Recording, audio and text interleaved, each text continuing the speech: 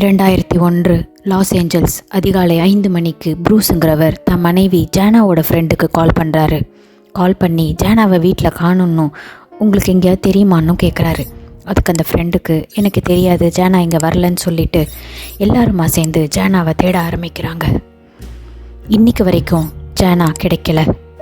இந்த கேஸ் ஒரு மர்டர் மிஸ்ட்ரியாக மாறுது. அதுக்காக ப்ரூஸை கைதியும் செய்கிறாங்க போலீஸ்.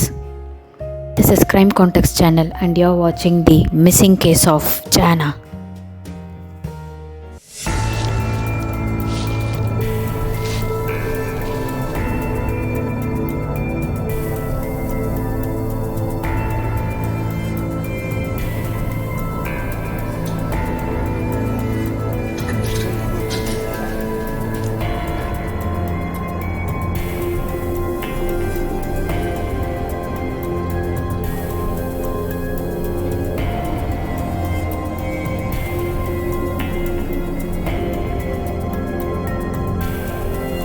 எல்லா மனைவி காணாமல் போன கேஸ்லேயுமே ப்ரைம் சஸ்பெக்ட் அவங்களோட ஹஸ்பண்டாக தான் அமைகிறாங்க. போலீஸும் இந்த கேஸில் இவங்க இன்வெஸ்டிகேஷனை அவரோட ஹஸ்பண்டான ப்ரூஸ் கிட்டேருந்தே ஆரம்பிக்கிறாங்க. ப்ரூஸ் கிட்ட ஜானா காணாமல் போன அன்று என்ன நடந்ததுன்னு கேட்க ஆரம்பிக்கிறாங்க. ப்ரூஸ் மெல்ல மெல்ல சொல்ல ஆரம்பிக்கிறாரு. தான் காலையில் 9 மணிக்கு எழுந்து ஆஃபீஸ் கிளம்பி போகும்போது ஜானாக்கு பாபாய் சொல்லிட்டு கிளம்புனதாகவும், ஜானாவும் ப்ரூஸும் 10 மணிக்கு ஆஃபீஸில் ஒரு மீட்டிங் அட்டன் பண்ணுறதுக்காக ஜானா 10 மணிக்கு ஆஃபீஸ் வந்துடுறேன்னு சொன்னதாகவும், ஆனால் 10:30 மணி வரைக்கும் ஆஃபீஸ்க்கு வராததுனால ப்ரூஸும் அவரோட பார்ட்னரான கிறிஸும் திரும்பவும் வீட்டுக்கு வந்து பார்த்துருக்காங்க. வீடு பூட்டி இருந்திருக்கு. ஆனால் ஜானாவோட காரும் ஜானாவோட வாலெட்டும் ஜானாவோட ஃபோனும் காணாமல் போயிருக்கு. வீட்லேயும் ஜானா இல்லை அப்படின்னு சொல்லியிருக்காரு. அது மட்டும் இல்லாமல் ஒரு இம்பார்ட்டண்ட் இன்ஃபர்மேஷனையும் ப்ரூஸ் போலீஸுக்கு தெரிவிக்கிறாரு. தங்கள் வீட்டுக்கு அடிக்கடி ஒரு வாய்ஸ்மெயில் வர்றதாகவும், யாரோ ஒரு ஸ்ட்ரேஞ்சர்கிட்டேந்தது வர்றதாகவும், ஜானாவை தனக்கு கால் பண்ண சொல்லி அவன் தொல்லை பண்ணதாகவும் போலீஸ்க்கு தெரிவிக்கிறாரு. அதனால் ப்ரூஸ் தன்னோட சந்தேகத்தை போலீஸ்கிட்டையும் சொல்கிறாரு. யாரோ ஜானாவை கடத்திக்கிட்டு தான் போயிட்டாங்கன்னு போலீஸ்கிட்ட சொல்கிறாரு ப்ரூஸ். ஜானா காணாமல் போனது ஒரு மண்டே மார்னிங். ப்ரூஸும் கிறிஸும் அன்றைக்கு முழுவதும் ஜானாவை தேடிட்டு கிடைக்காமல் போகவே மறுநாள் காலையில் தான் ஜானாவோட ஃப்ரெண்டுக்கு கால் பண்ணியிருக்காங்க. அதுக்கப்புறம் தான் போலீஸ்க்கும் இன்ஃபார்ம் பண்ணியிருக்காங்க. எப்போவுமே போலீஸ் ஒருத்தர் காணாமல் போன கேஸில் அவங்க காணாமல் போகிறதுக்கு முன்னாடி 48 மணி நேரங்கள் என்ன நடந்திருக்குன்னு எப்போவுமே இன்வெஸ்டிகேஷன் பண்ணுவாங்க. அதே மாதிரி ஜானாவோட விஷயத்துலையும் பண்ண ஆரம்பிக்கிறாங்க. ப்ரூஸ் இப்போ போலீஸ்க்கு சொல்கிறது என்னென்னா, தான் மனைவியும் தானும் ரொம்ப அமைதியான வீக்கெண்டை கழித்ததாகவும், வீட்டை விட்டு எங்கேயுமே போகலன்னும், யாரோட ஃபோன் கால்ஸையுமே அட்டன் பண்ணலைன்னும், ரொம்ப பீஸ்ஃபுல்லாக வீட்டில் இருந்ததாகவும் சொல்கிறாரு. அது மட்டும் இல்லாமல் தேவையில்லாத வாய்ஸ்மெயில்ஸ் வந்து தங்களை டிஸ்டர்ப் பண்ணிகிட்டு இருந்ததுனால தாங்கள் 2 பேருமே ஃபோனை எடுக்க வேணான்னு முடிவு பண்ணியிருந்ததாகவும் சொல்கிறாரு. இது போலீஸ்க்கு கொஞ்சம் வித்தியாசமாக படுது. ஏன்னா ஜானாவும் ப்ரூஸும் ஒரு ரியல் எஸ்டேட் பிஸ்னஸில் இருக்கிறவங்க, சக்ஸஸ்ஃபுல்லாக ரியல் எஸ்டேட் பிஸ்னஸை நடத்திக்கிட்டும் இருக்கிறவங்க. பொதுவாகவே பிஸ்னஸ் ரியல் எஸ்டேட்டில் வீக்கெண்ட்ஸ் தான் ஜாஸ்தி இருக்கும். அப்படி இருக்கும்போது வீக்கெண்ட்ஸ் இவங்க 2 பேருமே காலை எடுக்க வேணான்னு முடிவு பண்ணிட்டாங்கன்னு ப்ரூஸ் போலீஸ்கிட்ட சொன்ன விஷயம் போலீஸ்க்கு இடறிக்கிட்டே இருந்திருக்கு. இப்போ போலீஸ் ப்ரூஸோட பிஸ்னஸ் பார்ட்னரான கிறிஸை விசாரிக்க ஆரம்பிக்கிறாங்க. அப்போ தான் போலீஸ்க்கு ஒரு முக்கியமான தகவல் தெரிய வருது. அதாவது ஜானா இல்லாமல் போனால் அந்த பிஸ்னஸில் பெரும் பங்கு கிறிஸ்க்கு போய் சேருங்கிறது போலீஸ் தெரிஞ்சுக்கிறாங்க. இந்த ஒரு ரீசன் தான் ஜானா காணாமல் போகிறதுக்கு காரணமாக இருந்திருக்குமா அப்படின்னு யோசிக்கிறாங்க. கிறிஸ் தான் ஜானாவை கடத்தியிருப்பாங்களோங்கிற ஆங்கிள்லேயும் போலீஸ் இன்வெஸ்டிகேட் பண்ணுறாங்க. ஆனால் கிறிஸுக்கு கடந்த 3 நாட்களாக பர்ஃபெக்ட் அலிபைஸ் இருந்ததுனால கிறிஸை சஸ்பெக்ட் லிஸ்ட்லேருந்து தூக்குறாங்க போலீஸ்.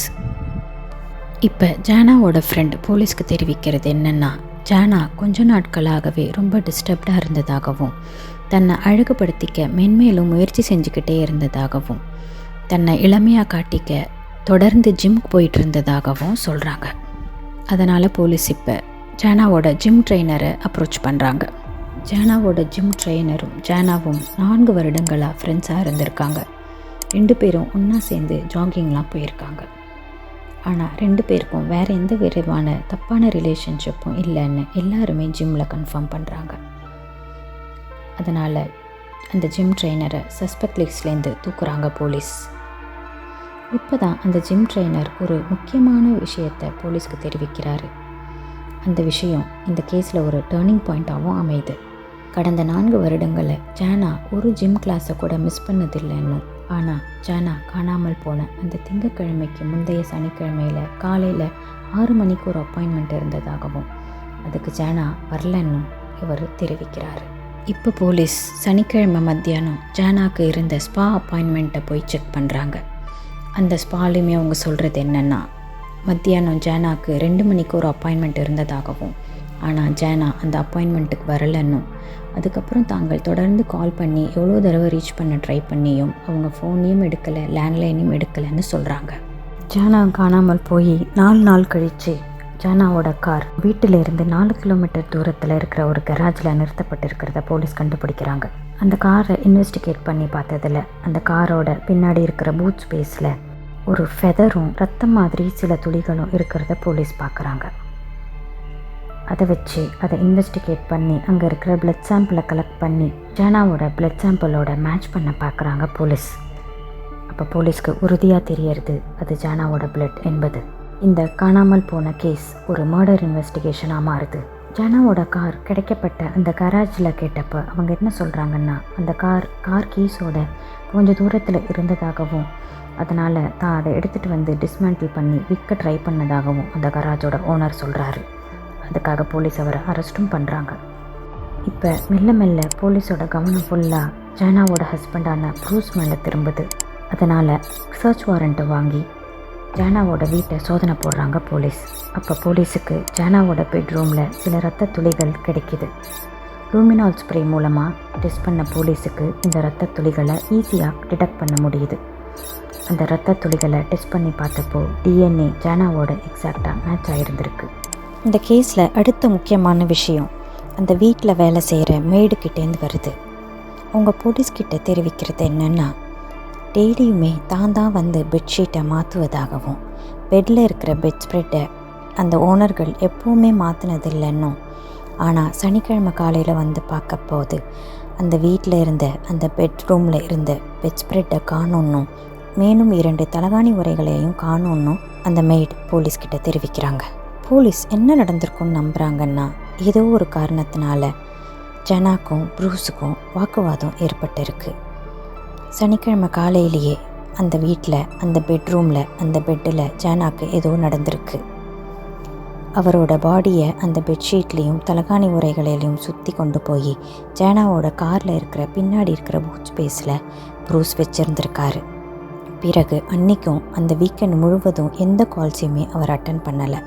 காரை எடுத்துக்கிட்டு போய் வீட்டை விட்டு 4 கிலோமீட்டர் மட்டுமே தள்ளி இருக்கிற ஒரு இடத்துல காரை வேணும்னே கீஸை அதில் விட்டுட்டு வந்திருக்காரு ப்ரூஸ்.